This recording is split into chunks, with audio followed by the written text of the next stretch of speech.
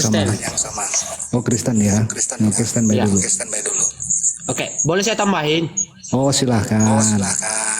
Oke. Bentar ya Bang Juma. Tadi sih saya agak mendengarkan dan mengamati narasi Bang Zuma. Ya, artinya bahwa dia menyampaikan bahwa di dalam memahami konsep ketuhanan itu didepankan akal daripada iman.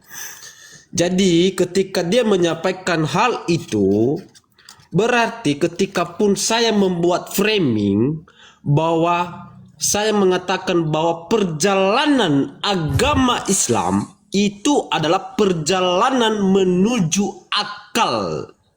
Berarti Anda setuju dengan framing saya? Oh bertanya lagi. Oke. Jadi Roni, ketika suaramu Anda double, setuju Roni. dengan Ron. pernyataan saya Suaramu bahwa double. agama Islam adalah agama yang menuju perjalanan menuju akal. Artinya bahwa agama Islam dan agama dan ateis itu tidak jauh beda. Dan bisa dikatakan bahwa Islam itu adalah agama yang bersembunyi di dalam diri agama. Padahal di dalam konsep ketuhanan sebesar-besarnya Allah, mampu Allah itu muat di dalam akal Islam. Artinya bahwa akal adalah lebih besar daripada Allah. Oke? Nah, itu. Nah, jadi artinya bahwa kebenaran bisa dipahami oleh akal secara sepenuhnya. Nah, berarti ketika akal mampu menjelaskan konsep Tuhan itu, Tuhan yang Maha Kuasa, berarti ada beberapa ada tes-tes nanti yang akan saya kasih kepada Anda dan perjelaskan secara akal. Apakah mampu? Nah, jadi harus diuji seberapa besar kapasitas akal Anda itu. Jadi ketika Anda mengatakan bahwa saya di itu akal Anda untuk didepankan, pertanyaan saya itu simpel kok. Gimana? Untuk keagamaan itu akal dulu atau iman dulu atau akal dulu. Jadi pilihan atau ya, kita bukan harus dan. membatasi nih, Bro. Kalau misalkan contoh pertanyaan saya, iman dulu dan akal dulu, itu berarti dua-duanya boleh bersama. Tapi kalau atau pilih salah satu. Ngerti kan pertanyaannya? Begini, Bro. Dalam jawab aja kalau misalkan kamu nggak bisa jawab. Gini, Bro. Harus ada pembatasan, Bro. Ada pembatasan, Bro. Sebenarnya saya mau diskusi sama si Juma, bukan sama Anda sih. Oke, gini. Jadi pertanyaannya langsung aja Bang Juma ya. TikTok aja. Silakan Bang Yan. Silakan. Pertanyaannya yang sama, silakan Bang Juma. Iya, baik. Jadi kalau di Islam itu kan sudah sangat jelas ya. Islam dibangun dengan pondasi Quran. Jadi Islam itu adalah makhluk Qurani. Makhluk yang pola kehidupannya, kerangka berpikirnya itu adalah landasan Al-Quran. Kenapa demikian? Karena Al-Quran itu memberikan ruang lebih besar pada diri manusia yang konsentrasinya terhadap akal, di mana akal itu adalah mesin untuk berpikir. Itu dalam hukum Islam. Jadi Al-Quran memberikan porsi terluas, terbesar terhadap akal pikiran manusia di dalam mengembangkan kemanusiaannya dalam hubungannya kepada pencipta dan hubungannya dengan alam semesta. Ini nggak bisa kemudian dianut oleh agama lain selain daripada Islam. Islam itu begitu polanya. Maka takarannya kemudian ketika umat Islam itu beriman, landasan pikirannya tertuju kepada Al-Quran, maka item yang muncul kemudian adalah Allah Subhanahu wa Ta'ala menjelaskan tentang konsep keberadaannya kemudian dan tujuan kehidupan manusia, dalam hal ini senjata akal sebagai pelumpuh dan penakluk bumi. Maka Allah berpesan dalam Al-Quran surah Qaf ayat 16. A'udzubillahi minasyaitonirrajim. Walaqad khalaqnal insana wa na'lamu ma tuwaswisu bihi nafsuh. Wa nahnu aqrabu ilaihi min hablil warid. Dan sungguh aku Allah menciptakan manusia, dan sungguh aku Allah mengetahui apa yang dibisikkan oleh hati manusia, dan aku Allah lebih dekat kepada manusia daripada manusia itu sendiri terhadap kedekatannya akan urat lehernya. Nah, ini nggak bisa mau dibolak-balik seperti apapun. Kemudian insting bertuhan polanya adalah akal.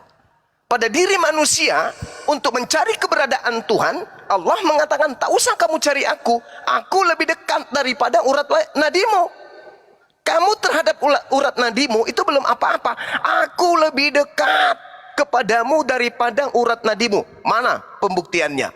Manusia mana yang bisa mengetahui seperti apa aspek lambung di dalam? Usus 12 jari, jantung kita kayak mana? Darah kita mengalir setiap hari itu seperti apa? Urat-urat kita tersusun seperti apa? Saraf-saraf di otak kita itu kayak mana?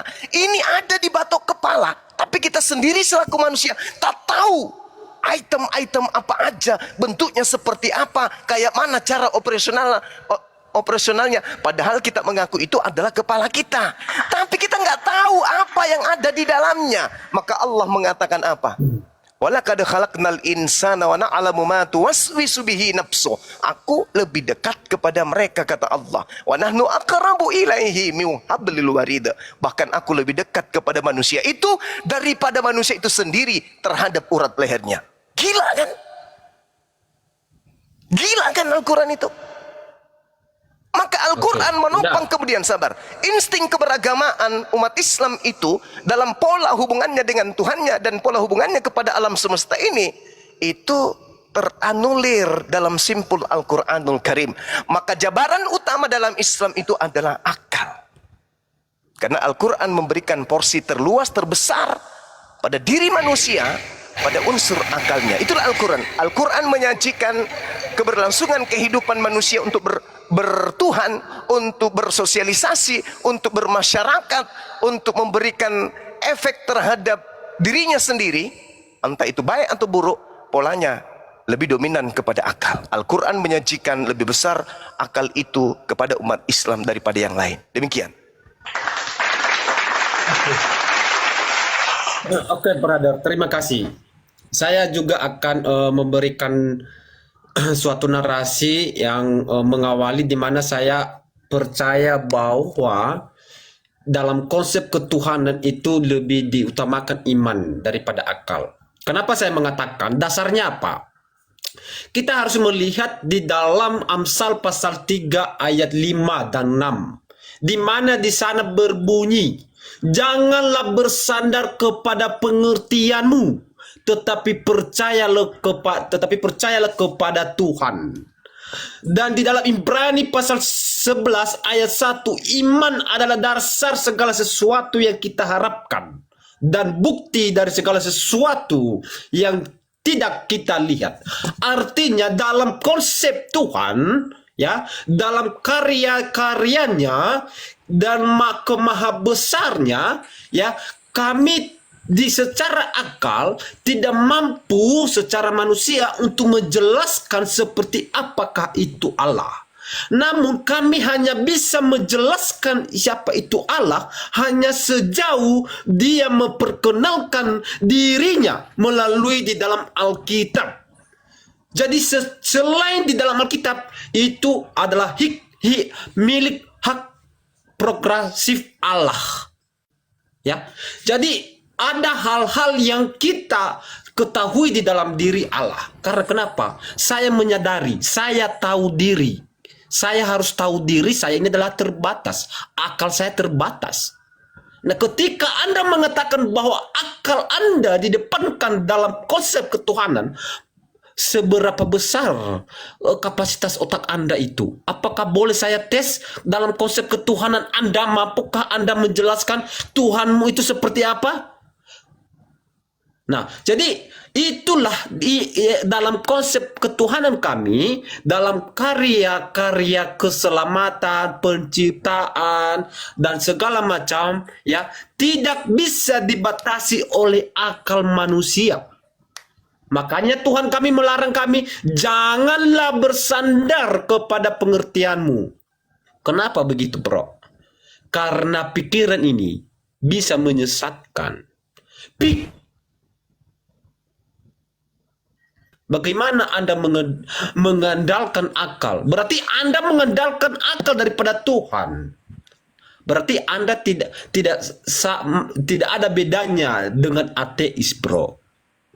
Ateis juga dalam memahami konsep Tuhan, mereka juga tidak percaya. Kenapa? Karena akal mereka bermain.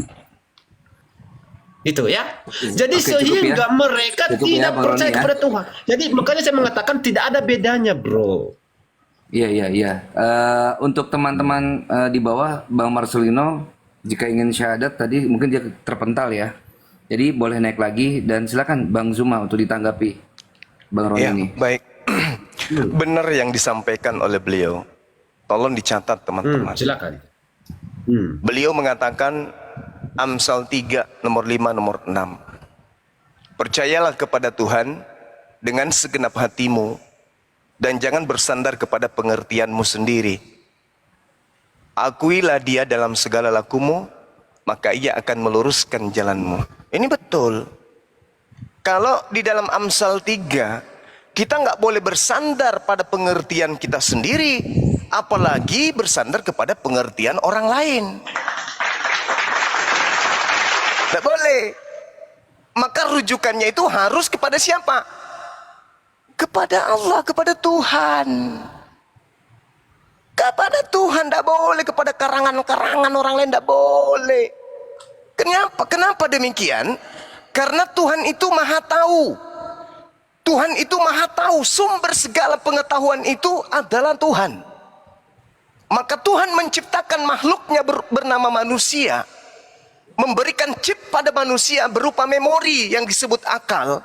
Selanjutnya Tuhan menurunkan kitab wahyu yang unsur item-item yang muncul dalamnya adalah pewahyuan. Maka harus mutlak absolut buku itu, kitab itu harus berkesesuaian dengan chip memori yang ada di batok kepala manusia. Gak boleh tidak. Makanya di awal tadi saya katakan harus ada keseimbangan, harus ada kebenaran absolut. Jadi kita tidak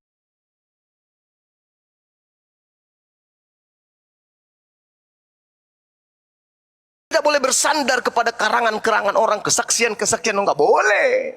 Makanya Al-Quran itu mengedepankan menitip berat manusia, nggak boleh. Sedangkan Yesus sendiri mengatakan apa? Aku loh, utusan Tuhan loh, manusia pilihan loh. Tidak berkata-kata dari diriku sendiri. Apa yang aku katakan, apa yang Tuhan firmankan kepadaku, itu yang aku katakan. Nah, permasalahannya sekarang ini, saudara-saudara kita mendudukkan imannya pada karangan-karangan orang. Gak boleh. Makanya kebenaran sebuah agama, sabar dulu. Kebenaran sebuah agama itu dilihat dari pola apa? Pola masuk akal ke agama itu, rasio ke agama itu. Karena takaran kebenaran sebuah agama itu berasal dari Tuhan, benar tidaknya dan tolak ukurnya itu adalah objektivitas akal. Nggak bisa tidak. Nggak boleh. Kalau Anda mengatakan bahwa harus kembali kepada fitrah kita sebagai manusia, harus tunduk kepada segenap apa yang Tuhan berikan kepada kita, jangan bersandar kepada diri kita sendiri, apalagi bersandar kepada surat-surat robek. Nggak boleh. Surat kabar yang kita percayai sehingga apa? Timpang dalam kehidupan keberagamaan antara keyakinannya, kepercayaannya dengan akalnya bertentangan. Itu berarti Anda bersandar kepada bukan Tuhan, Anda bersandar kepada karangan manusia. Karena firman Tuhan mustahil punya cacat. Firman Tuhan mustahil bertentangan dengan akal. Firman Tuhan mustahil bertentangan dengan kebenaran absolut. Maka Al-Quran mendudukkan perkara yang tadi. Al-Quran memberikan porsi besar pada alat reproduksi karya manusia yang berupa mesin pencetak ide, yaitu akal pikiran. Gak mungkin tidak. Nah, ini yang harus Anda sadari. Ketika saudara menggaungkan Amsal 3 nomor 5, oh senang saya. Karena akan berujung kepada apakah perjanjian baru itu rasio atau tidak. Kalau rasio, maka dia berasal dari Allah, berasal dari Tuhan. Tapi kalau dia irasional, maka itu berasal dari pandangan orang-orang Yunani atau orang yang suka dengan filsafat, di mana filsafatnya sendiri tidak dijadikan sebagai landasan keyakinan. Saya kira begitu, Bung. Thank you atas pendapat saudara. Silakan. Oke, brother. Sangat menarik sekali dan saya sangat setuju. Waalaikumsalam warahmatullahi wabarakatuh. Waalaikumsalam warahmatullahi wabarakatuh. Oke, saya lanjut ya. Sebentar Bang. Ada yang mau syahadat ya? Bentar, iya. Ini nggak ada yang namanya Bang Marcelino di bawah. Bentar, saya mau lanjut, saya mau menanggapi ini pernyataan cuma ini. Iya, sabar. Ini di bawah ini nggak ada yang namanya Bang Marcelino untuk naik minta syahadat, Bang Alex. Nggak ada, wallah nggak ada. Jadi apa yang mau kita syahadatkan, orangnya nggak ada, gimana? Lanjut. Nanti kalau ada pasti kita utamakan kok. Lanjut Roni. Ya, boleh saya lanjut ya, bro? Iya, lanjut. Silakan. Oke, bro. Saya menarik sekali dengan narasi saudara, ya. Kenapa? Saya setuju ketika Anda menyampaikan bahwa ketika di dalam akal.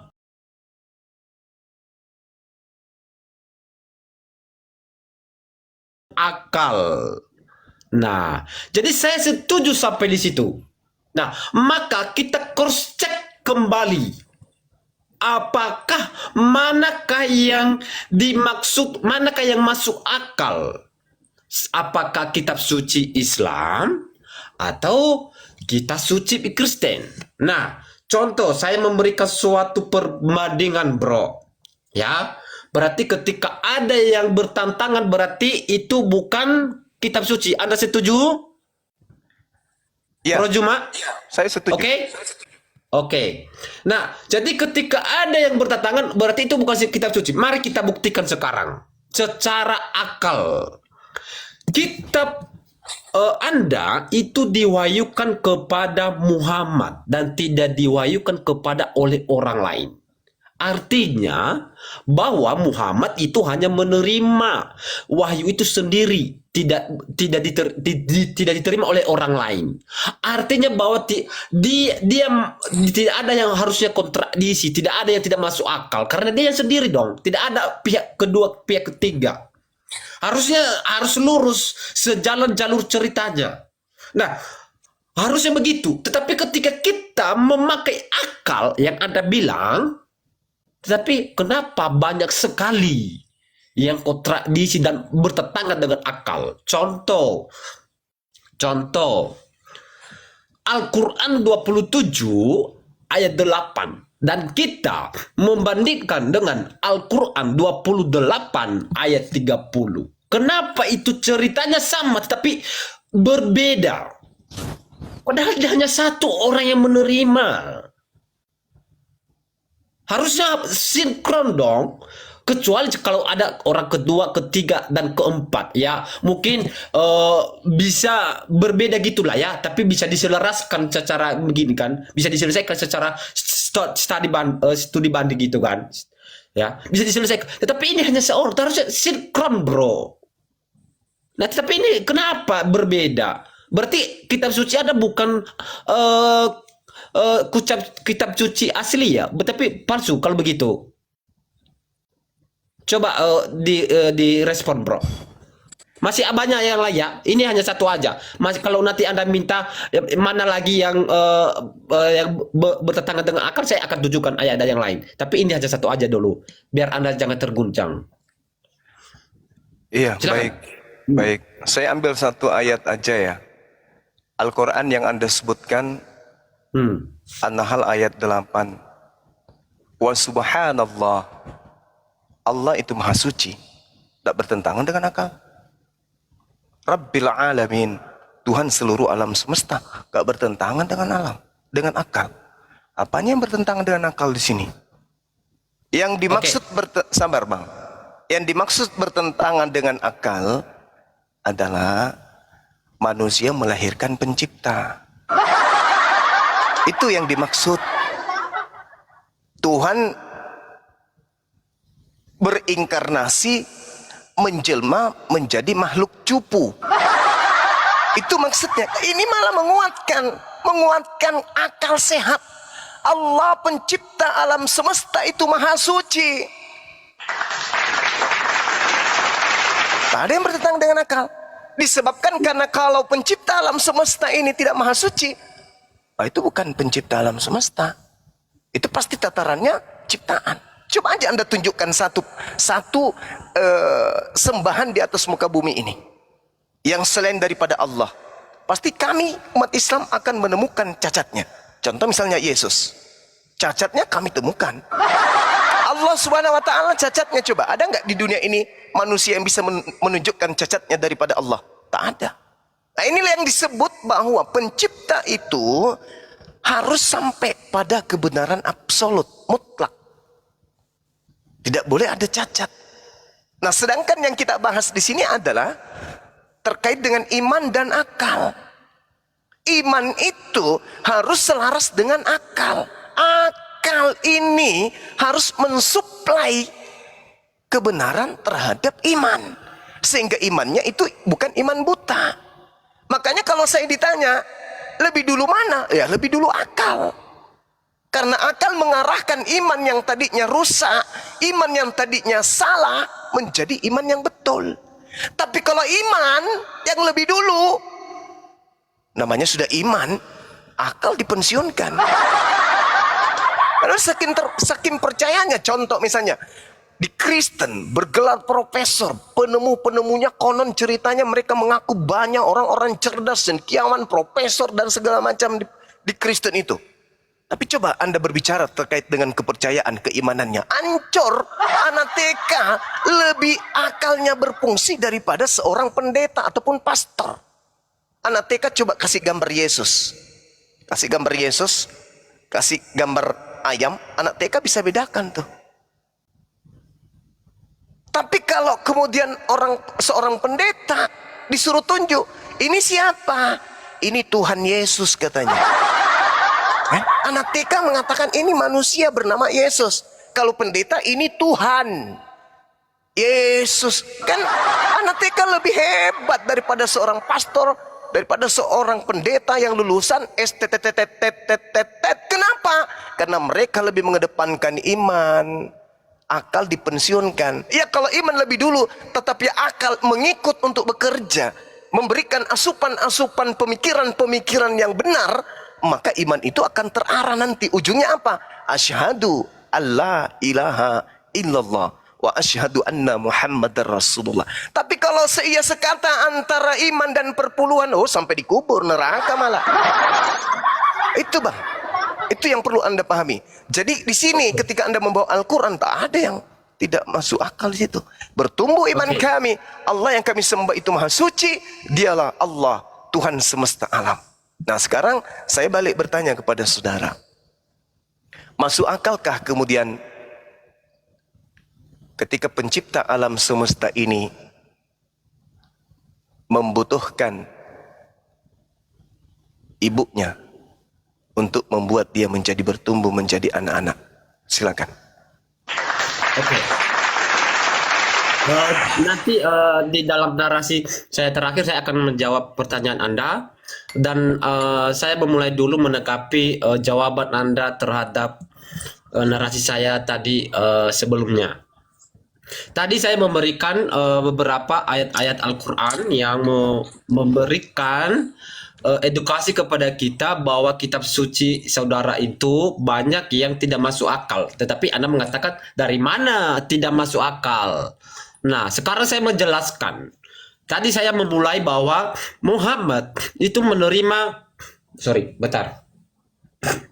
Aduh. Muhammad menerima wahyu itu hanya seorang diri, harusnya sinkron ceritanya.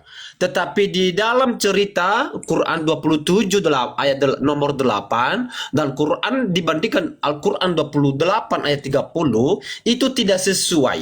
Nah, di mana tidak sesuainya? Ya, saya akan bacakan. Mungkin ketika saya tidak bacakan, mungkin Anda menyampaikan saya berbohong.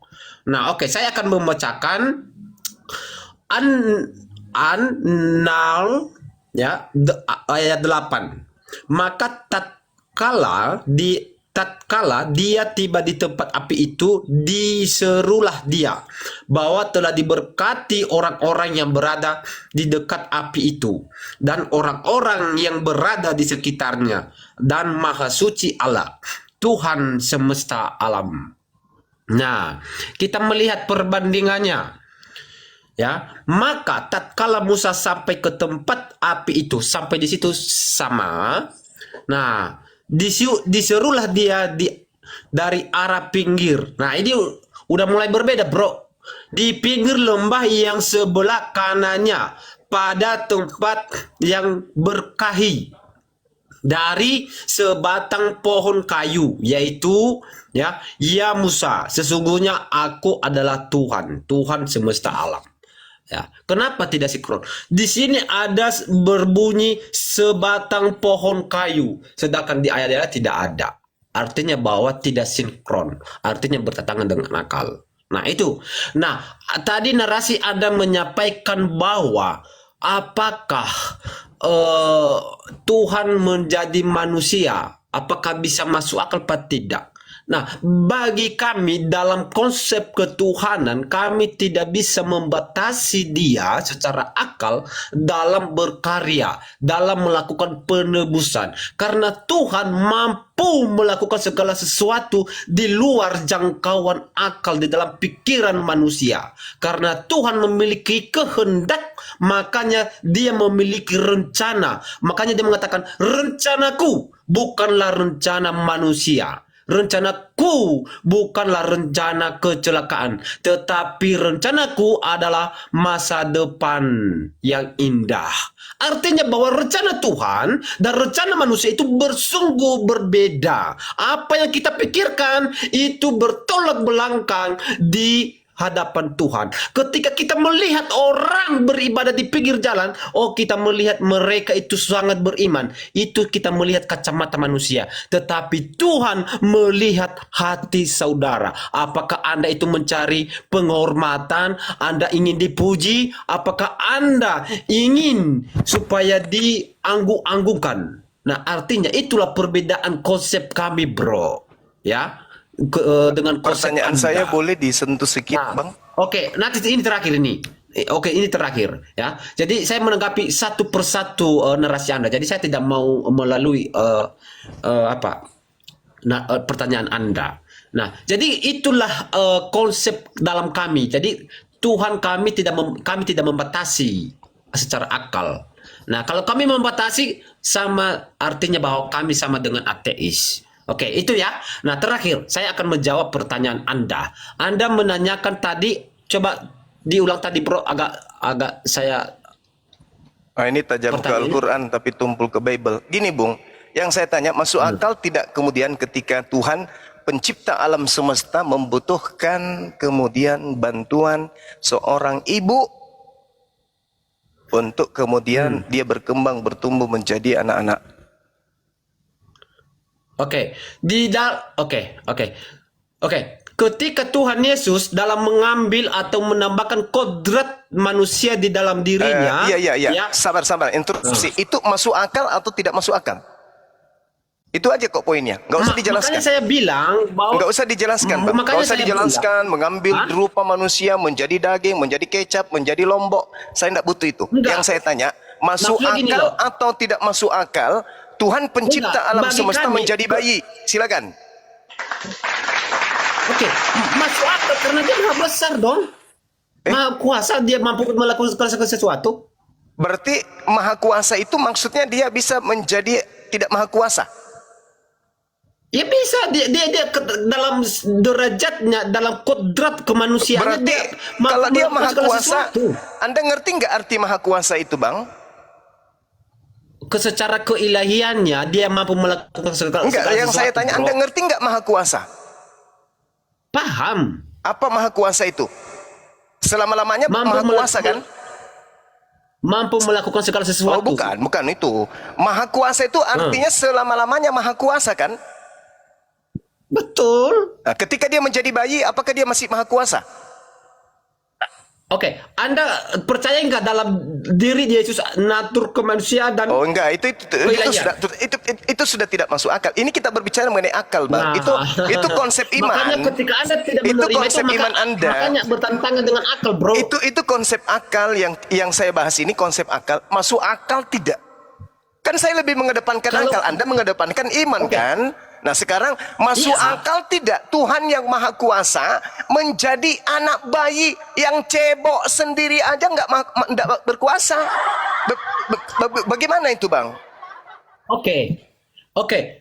Segala sesuatu ya di dalam diri keilahian Yesus Nah, itu ini dia. adalah kemahakuasaan. Nah Maha ini kuasa dia. itu. Enggak, bukan di situ. Nah, itu konsep iman itu, yang ketika saya Anda tanya bertanya hal akal. itu, maka Saudara, harus Anda percaya bahwa di dalam saudara, diri Yesus ada yang saya bahas di sini natur. akal, bukan iman. iya. Nanti saya tes akal Anda nanti dalam memahami Anda Allah kan tadi sudah tes saya Anda dan saya lolos mengalihkan dari ujian pembicaraan itu. itu, saya Anda aja rasa. nggak ngerti Quran. Harusnya saya Sekarang tes Anda dalam masuk memahami akal secara- tidak pencipta alam semesta menjadi seorang bayi yang tak berdaya. Masuk akal dia mampu Lalu segala- dia- emang kami membatasi ketika dia? yang maha kuasa ini menjadi bayi, yang maha kuasanya kemana? Lah, kan dia menambahkan kodrat ke manusia di dalam dirinya. Lah, kan Anda tidak percaya itu, makanya otak Anda bertentangan. Loh. Maksud Anda Tuhan yang maha kuasa ini menjadi bayi gitu? Iya, jelas. Ketika dia menjadi bayi, apakah dia masih Tuhan? Oke, ingat ya, di dalam Kolose 2 ayat 9, sebab dalam dialah berdiri Iya, saya segala tahu. jasmania seluruh Saya penuhan ngerti kealahan. justru itu, Bang. Ketika Tuhan yang maha kuasa ini menjadi seenggok bayi, yang menjaga alam semesta ini siapa? Ya dia kan, kenapa kita Yang membatasi bayi dia tadi, dulu? yang bayi tadi ini yang menjaga alam semesta. Kami tidak membatasi dia mau melakukan, dia itu maha karya. Justru Anda yang membatasi nih. Tuhan yang Allah maha kami itu kuasa, maha Anda batasi kreatif, menjadi loh. bayi. Pertanyaan saya, yang maha kuasa yang mengawasi alam semesta ini, yang bayi tadi itu. Loh, iya betul. Jadi yang bayi ini yang mengawasi alam semesta. Betul. Oh ya sudah. Anda kan membatasi Dan dia. itu Anda katakan masuk Itu akal. kenapa? Dan itu Anda masuk mampu akal katanya. menyelami secara alam semesta ini, langit dan Jadi- bumi, dia itu adalah berkuasa. Anak manusia Jadi berkuasa langit dan bumi. Yesus itu ketika dia bayi, dia maha kuasa. Ya jelas dong. Boleh anda narasikan secara akal kemahakuasaan seenggok bayi ini? Konsep kemahakuasaannya ya berdasarkan Filipi kalau nggak salah dia mengatakan bahwa dia tidak menganggap kesetaraan dengan Allah, dia mengosongkan Tadi diri. Tadi Tuhan sendiri di Amsal 3 katanya nomor 5, jangan bersandar kepada pemikiran orang. Filipi itu pikiran Betul. siapa, Bang? Filipi itu pikiran siapa? Itu pikiran Tuhan lah. Oh, jadi Paulus sudah jadi Tuhan Anda sekarang. Ya kan itu Oh, baiklah. menulis. Itu Ya sudah, saya angkat tangan. Kalau Anda sudah mengatakan Loh, Paulus itu gimana Tuhan sih? Anda, saya angkat tangan. Anda Bang, silakan dengan kita guru saya yang kemarin lain. bahas tentang Kebetulan saya pengalaman, mau tapi ibadah. Bung, saya izin ibadah dulu 10 sampai 15 menit. Terima kasih Anda sudah Anda mengatakan jangan Paulus lari itu dulu, bro. sebagai Anda Tuhan jangan Anda. lari. Saya mau tanya tentang konsep ketuhanan Anda. Jangan Anda lari. Saya akan hadir kembali 10 sampai 15 menit. Saya harus lebih mengedepankan akal daripada ikut permainan anak cupu seperti Anda. Ya, oke. Silakan Dinda Daman atau yang lain. Silakan. Saya pamit Anda ibadah yang sebentar. lari sih, Silakan. menghindar. Enggak, Bang. Aduh. Percaya sama saya, Bang. Percaya. Tidak menghindar. Saya justru sering mengobrak-abrik komalnya orang Kristen. Apalagi kalau komal saya sendiri yang didatangi. Masya Allah, luar biasa itu. Saya hanya harus ibadah. Anda harus hargai itu. Ya, silakan. Oke, ya, silakan. Oke, bro. Makassar sudah. Oke, Asar saya gitu. lanjutkan sama Bro Daman, mau setuju? Ya, ini saya jawab tadi. Kan. Nih, Oke, Bro Daman. apa anda bilang tadi kontradiksi ya? Ketawa juga loh. Enggak, yang tadi apa Oke, tadi iya, oke. ceritanya? Bentar dulu. Saya mau menarasi dulu Bro Daman. Anda setuju dengan Bro Zuma? Ngapain kontradiksi bahwa ayat tersebut Oke, adalah tar dulu. Nanti kita masuk di situ. Oh, Oke. dijawab. Nih, Sebelumnya gimana nih harus orangnya? sekarang dulu. Ya udah, Biar diam nyambung. dulu. Saya Apakah jawab Anda yang ini setuju buat dengan penonton. narasi Bang Zuma dari Iya, Anda nggak usah dengar pun nggak apa-apa. Saya jawab buat penonton. Tadi Tidak, dia Anda bilang, setuju? Jangan apa? di mute lah. Setuju apa? Tentang apa setujunya? Mute. Setuju apa? Tentang apa? Aku cuma Saya mau jawab. tanya, Anda itu setuju narasi Zuma dari awal sampai terakhir tadi? Setuju lah. Itu Setuju, udah betul? dijawab dulu. Fitnahnya subatnya berjawab dulu. Diam dulu kamu, Roni. Diam. Lanjut. Setaman, diam. Nah, pertama ayat sebelum tadi dia membawa ini ya. Bahwa ini Oke. kontradiksi Oke, ya. kita bahas itu ya. Saya anggap Anda setuju dari narasi Zuma ya. Iya setuju. ya. Udah, udah Roni diem. Ya. Udah. Ya. Satu ilmu buat penonton. Iza takriru artinya apa? Apabila ada pengulangan narasi, kalau di dalam bahasa Arab dinamakan dengan taukid, ya. Taukid itu karena ada pengulangan narasi. Pertama, lihat nih ya, lihat nih. Keduanya adalah cerita yang sama, lihat nih, ya. Ayat 7. Ya, ini ayat 7 di An-Namlu ya, bukan di Al-Qasas, di An-Namlu. Ingatlah ketika Musa berkata kepada keluarganya, sungguhnya aku melihat api. Aku kelak akan membawa kepadamu kabar daripadanya, atau aku membawa kepadamu suluh api supaya kamu berdiam. Berdiam ini artinya menghadapkan diri. Kita lihat, makanya baca ayat belakangnya. Ayat 8 bro. Ayat Oke, 8 bro. iya, kita lihat kesesuaiannya biar semua tahu. Dah, maka ini Al-Qasas ya, yang tadi An-Namlu, sekarang Al-Qasas. Nah, maka tatkala Musa menyelesaikan waktu yang ditentukan, dia berangkat dengan keluarganya, dilihatlah api dari lereng gunung, ia berkata keluarnya, tunggulah di sini, sungguhnya aku melihat api. Mudah-mudahan aku dapat membawa sesuatu berita kepadamu dari tempat api itu, agar kamu dapat menghangatkan badan. Sama ya? Oke, kita lanjutin. Oke. Tuing. Nah, maka tatkala dia tempat api itu, serulah dia bahwa telah diberkati orang-orang berada di dekat api itu dan orang yang berada di sekitarnya, dan Maha Suci Allah Tuhan semesta alam. Oke, kita lanjut ayat yang ini. Tuing. Nah, ini kan yang menjadi polemik kan? Ini kan yang menjadi polemik. Maka tatkala Musa sampai tempat api itu, seluruh dia dari arah pinggir lembah, di sebelah kanannya pada tempat diberkahi dari arah sebatang pohon, yaitu, ya Musa, sesungguhnya aku adalah Allah Tuhan semesta alam. Benar? Ya. Benar. Betul. Bedanya cerita ini dengan ini kan yang Anda mau kan? Wahai Musa, sesungguhnya betul. aku adalah Allah kan? Iya, betul. Bedanya ayat yang di belakang nih An-Namlu ini kan, bahwa telah diberkati. Itu di ayat 9-nya sama. Allah berfirman, "Hai Musa, sesungguhnya aku Allah yang Maha Perkasa lagi Maha Bijaksana." Jadi, ini adalah perkataan daripada sekelilingnya bahwa malaikat-malaikat yang berada di sekitaran Nabi Musa saat itu diberkati. Tapi perkataan Allah yang mana ini? Allah berfirman, "Hai Musa, sesungguhnya akulah Allah yang Maha Perkasa lagi bijaksana." Kita buka ayat yang tadi. Ya Musa, sesungguhnya aku adalah Allah, Tuhan semesta alam. Kita lanjut, Al-Qasas 31 mau ceritakan apa? Dan lemparlah tempatmu, maka tatkala Saya rasa Anda tidak connect dengan apa yang saya maksud. Anda tidak connect apa yang saya maksud. Udah, ayat 10 juga. Dan lemparkanlah Anda tidak tongkatmu. connect. Semua sama. Oke. Anda tidak, saya rasa Anda Tidak ada connect. kontradiksi ini dan ini nggak ada kontradiksi. Oke. Satu cerita. Oke, saya tunjukkan. Tidak connect. Oke, saya tunjukkan. Oke. An-Namlu oke. sama Al-Qasas satu Saya cerita. rasa Anda tidak connect ini apa aja yang ya, ada- klimaks apa yang dari saya maksud. Bentar. Klimaks daripada Kita cerita. pakai Lihat nih, akal ya. klimaks daripada cerita. Dan lemparlah tongkatmu. Oke? Dan lemparlah tongkatmu, itu klimaksnya. Lihat di sini klimaksnya, dan Oke. lemparlah tongkatmu. Sama aja dua-duanya. Apa yang kontradiksi kan? Bro, Anda tidak connect apa yang saya maksud. Tolong dengarkan saya dulu. Dengar baik, oke? Oke.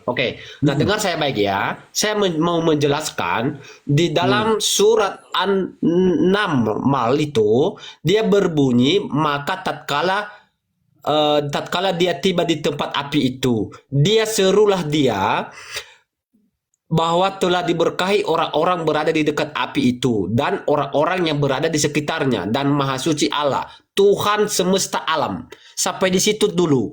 Artinya bahwa di sini tidak ada lembah, tidak ada sepotong kayu, dan tidak ada lagi apa? Itu dua. Nah, kita melihat perbandingan Al-Qasas 2:30, ya.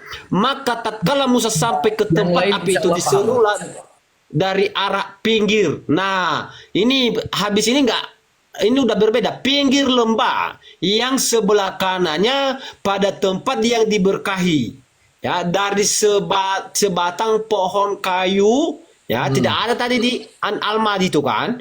Nah, yaitu ya Musa, sesungguhnya aku adalah Tuhan semesta alam. Mana kesamaannya Anda menurut Anda? Tadi jelas ya. Mana. Harusnya Jelas, sinkron, bro. Karena dia menerima satu orang. Ini ya, ya Allah, ini orang kayak mana cara kita bilang ya? Udah jelaskan, bro. Bahas nahu saraf. Jangan saya bahas nahu saraf. Takutnya nanti dia nggak paham. Saya bawa perbandingan ayat aja ya. Contohnya. Iya, silakan. Ini yang Anda mau kan? Nih, udah. Di sini apa yang diserukan?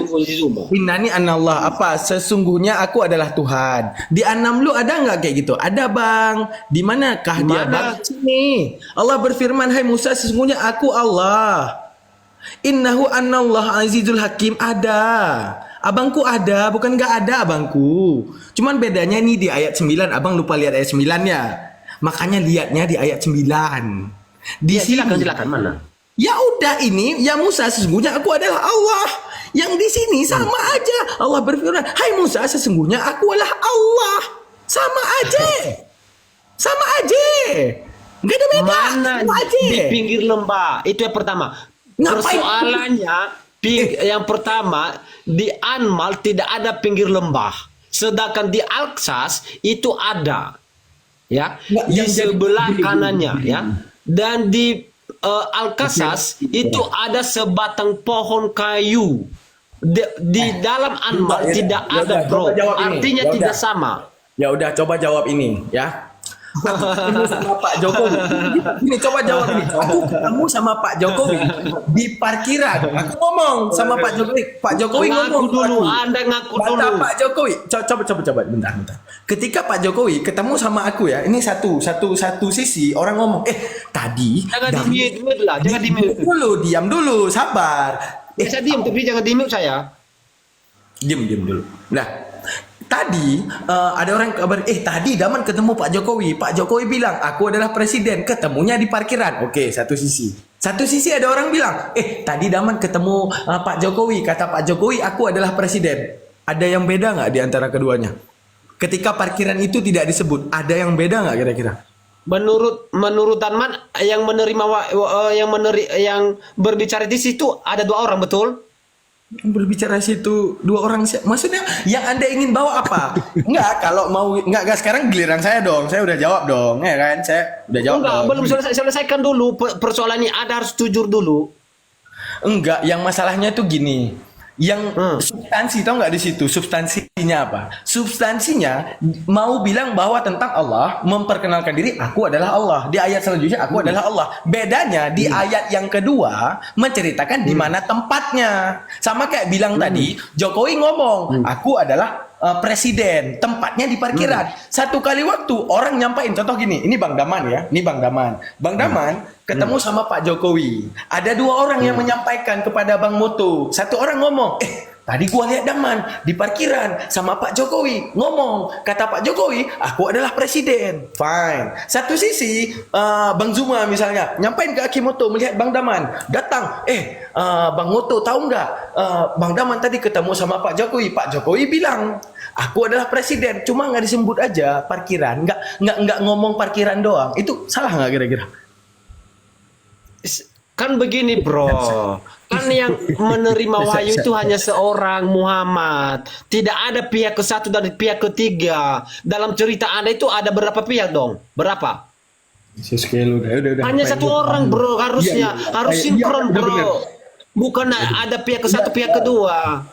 Jadi artinya bahwa secara akal bahwa cerita di dalam kitab suci Anda itu bertentangan secara akal dan tidak masuk akal karena Oke, banyak coba yang dijelasin sesuai. gini. Oke. Gini, Kalau kita gitu, bro. pertanyaan saya, apakah Harus ini ada konsekuensinya, bro. Harus ada konsekuensinya ketika Anda tadi si Zuma tadi mengatakan Cik, mana cara kita pahami orang ini? Gini. Bang Roni tahu kontradiksi nggak? Bener, tanya dulu, dia tahu arti kontradiksi nggak kira-kira? Arti, coba definisi kontradiksi itu apa gitu? Oke, kontradiksi itu Jawab bertentangan, dulu, bro. Ayat definisi satu kontradiksi dengan itu satu apa? tidak sesuai. Gimana? Itu namanya kontradiksi. Apa gimana?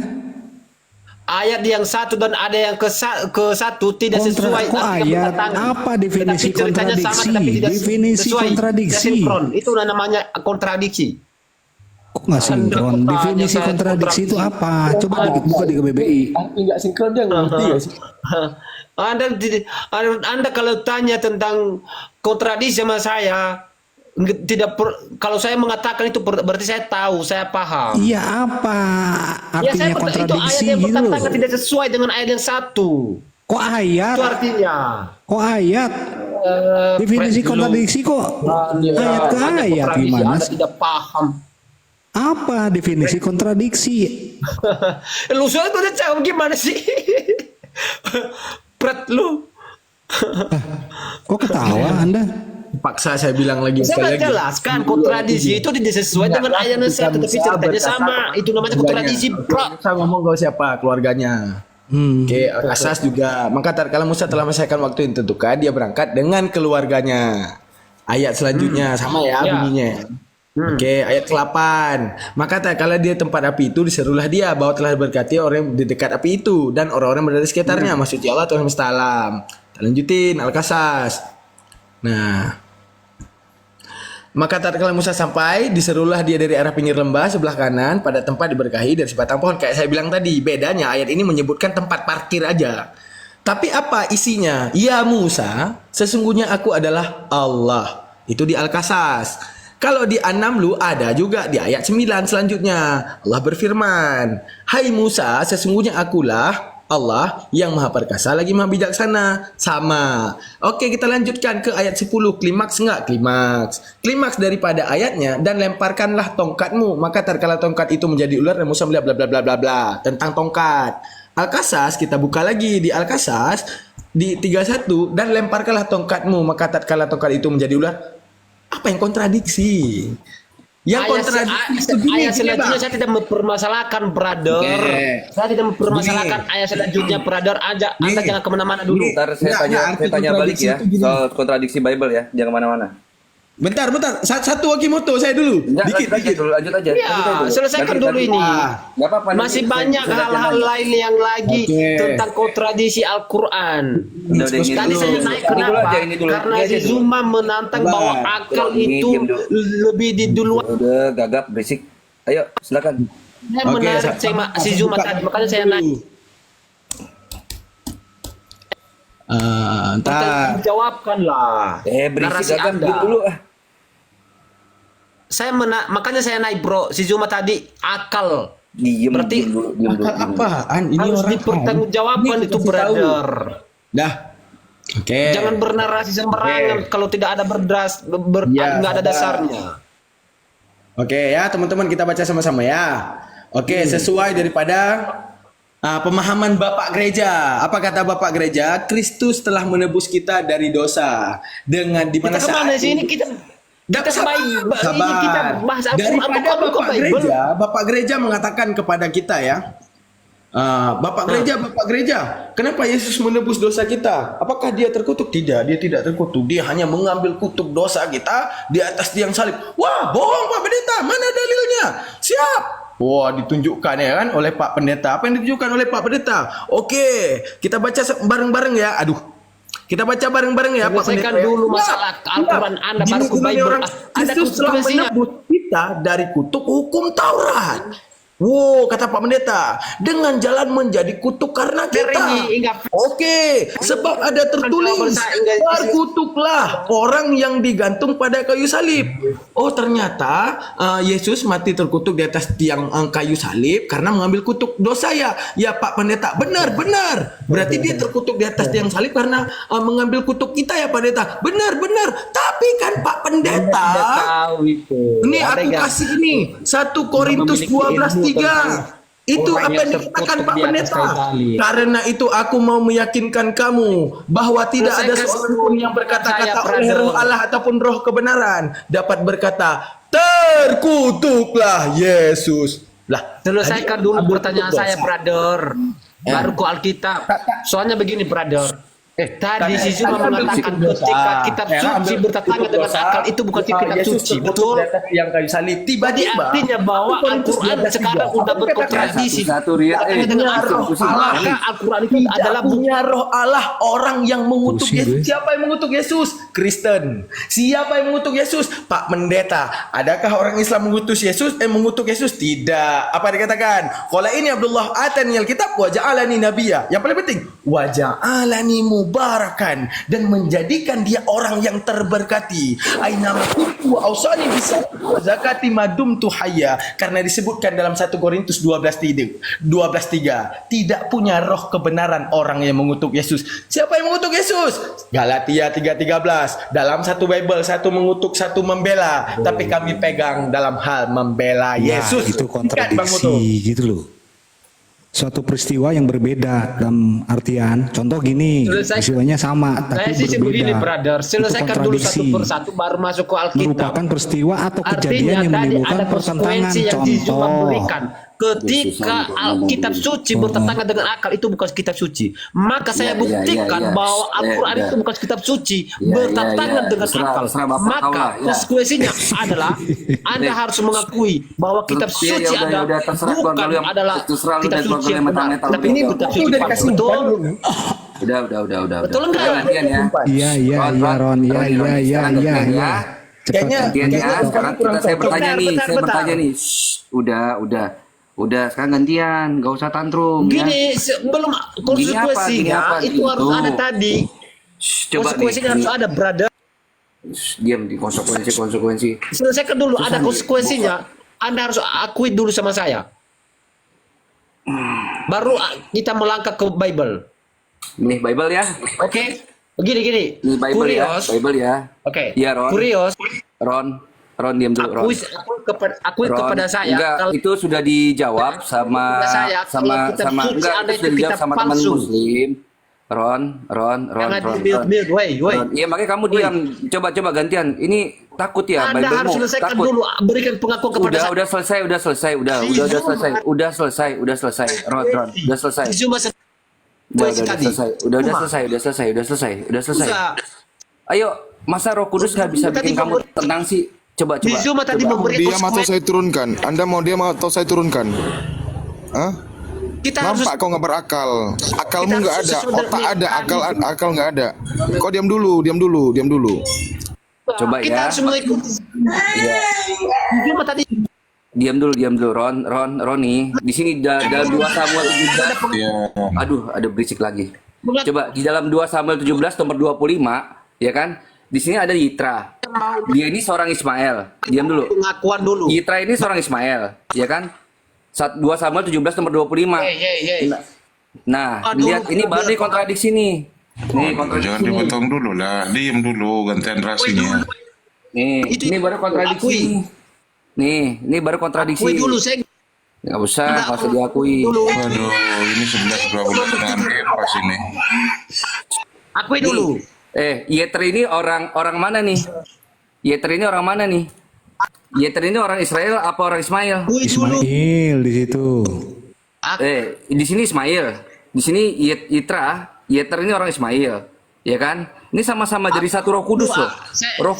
Roh Kudus yang ngasih Bible loh. Roh Kudus itu ya, rohnya Tuhan yang maha benar sendiri yang kata memberikan dia. Jadi Roh Kudus ini nggak mampu. Roh Kudus ini nggak mampu untuk memberikan Yitra ini orang Ismail apa orang Israel. Di sini dalam 1 Tawarik 2 nomor 17, Yitra disebut orang Ismail. Nah, dalam Ingat, 2 Samuel 17 nomor 25. yang memberikan konsekuensi. 2 Samuel 17 nomor 25. Nah, bentar. Oh, udah turun ya? Oh ya, udah nggak apa-apa kalau udah turun. Gimana ini? Bikin malu aja ini. Saya nanya kontradiksi itu apa? Dari tadi ini dasar banget. Bagaimana kita bisa tahu itu kontradiksi peristiwa yang sama tapi berbeda peristiwa itu gitu loh. Menceritakan peristiwa yang sama tapi kejadiannya berbeda.